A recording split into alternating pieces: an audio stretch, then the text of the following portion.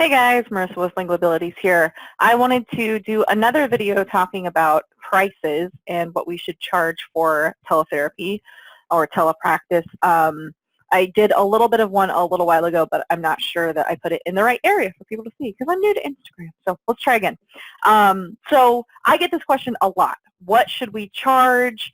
Is telepractice worth the same thing as online? What should I be asking when I get an hourly rate? And nobody wants to talk numbers.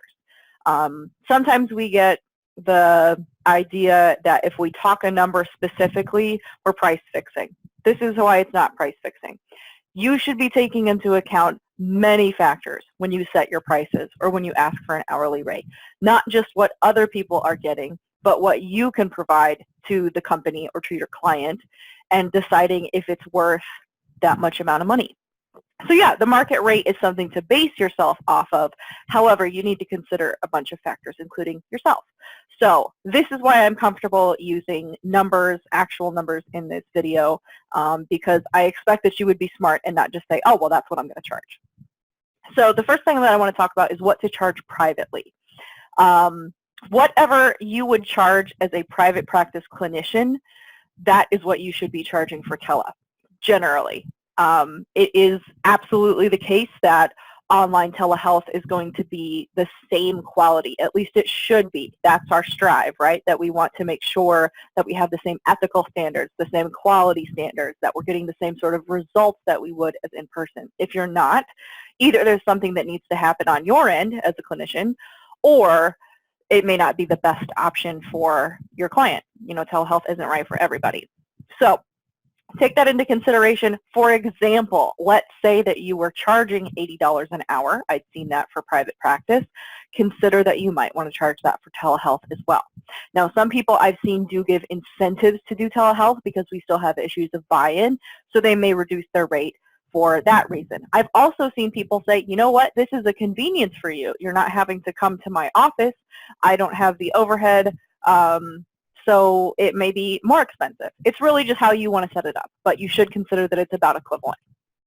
Now, when we go to what you should be charging schools, hospitals, early intervention, that sort of thing, remember that hospitals and mainly the adult population, like for SNFs and then the little bitties early intervention, that's a pretty untapped market.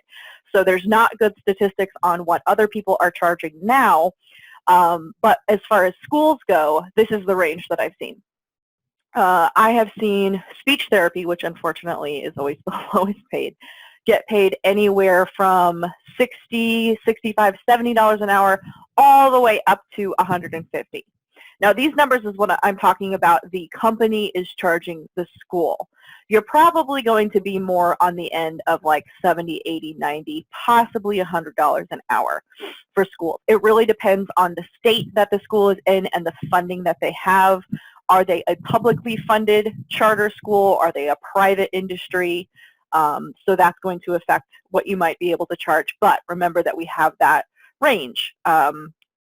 So you can know that at least you are worth that much, starting at, let's say, $70 an hour, and you can get up higher, up to $150 or so. Now, my theory on this is that I would rather pay as a consumer a little bit more for a higher quality product. When I set up my pricing, I'm not one of the companies that's going for the race to the bottom of the barrel. There are some telecompanies out there that say, we can do the cheapest prices. I wonder what sort of turnaround we have. Like, do we have this revolving door of therapists because they're being paid so low? Remember, that's what they're charging. So they're going to take a cut, and you're going to get less than that. That percentage of what you get is really something to consider. So think about that when you're joining a company or when you're setting up your own practice to provide for schools what you think is appropriate to charge. Now, going back to this idea of the bottom barrel, if you're working with a telepractice company that's charging only $70 an hour or $60 an hour, or God forbid $50 an hour to the school, how much can they then give you? We know that these positions are 99% of the time going to be 1099 contract positions. Now, ideally, you should be getting 30% more on an hourly rate than you would as a W-2. The reason for this is because you're paying the taxes. That's going to be about 30% that you need to save for your taxes, and that's not even considering that you need to possibly look at your own health insurance purchase, which is expensive in the marketplace. If you've got somebody in your household that can provide it for you like a spouse, that's great, but not everybody does. A lot of us are the breadwinners. So that's something to consider, that you have that lack of benefits and tax savings. So 30%, you want to have your hourly rate higher than what you would get as a W-2 because you are paying your own taxes.